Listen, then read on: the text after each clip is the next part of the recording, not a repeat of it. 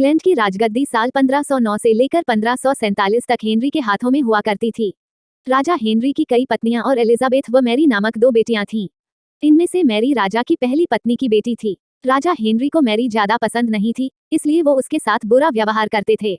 Mary महल के नौकरों के साथ महल का काम करती थी। अगर मैरी कुछ कह भी दे तो राजा उसकी कोई बात नहीं मानते थे। सन 1547 में जब राजा हेनरी की मौत हो गई तो प्रजा की इच्छानुसार 16 शताब्दी के दौरान हेनरी की पहली बेटी मैरी को इंग्लैंड की राजगद्दी दे दी गई। वो इंग्लैंड की रानी बन गई। उस समय इंग्लैंड के हालात बहुत अच्छे नहीं थे। इंग्लैंड कैथोलिक और प्रोटेस्टेंट इन 2 धर्मों के बीच में बंट गया था। उस समय दोनों धर्मों के लोगों के बीच जंग छिड़ी हुई थी। रानी मैरी चाहती थी कि पूरे इंग्लैंड में सिर्फ एक ही धर्म हो, लेकिन लोगों ने उसकी यह बात मानने से साफ इनकार कर दिया था। इससे नाराज होकर रानी ने उनकी बात न मनाने वालों को मौत की सजा दे दी थी। वह ऐसे लोगों को जिंदा भी जला देती थी। रानी मैरी की इस क्रूरता की वजह से इंग्लैंड के लोग उससे नफरत करने लगे। ऐसा भी कहा जाने लगा कि रानी मैरी कुंवारी जवान लड़कियों के खून से नहाती थीं।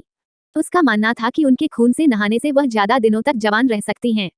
कुछ सालों बाद रानी मैरी ने शादी कर ली और कुछ समय बाद इंग्लैंड में एक खबर आई कि रानी मैरी गर्भवती हैं और जल्द ही उनके राज्य को उनका नया राजा भी मिल जाएगा। इस बात से हर सभी खुश हुए, लेकिन उस समय रानी मैरी के साथ बहुत ही अजीब घटना हुई।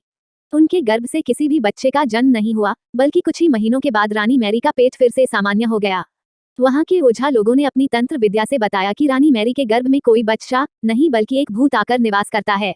कुछ समय बाद फिर रानी मैरी के गर्भ में वही भूत आकार रहने लगा और वह फिर से गर्भवती हो गईं। इस बार भी रानी को कोई बच्चा नहीं हुआ और उस घटना के कुछ ही दिनों के बाद रानी मैरी की मृत्यु हो गई। इसके बाद मैरी की छोटी बहन एलिजाबेथ को इंग्लैंड की राजगद्दी पर बैठाया गया और एलिजाबेथ इंग्लैंड की नई रानी बन गईं।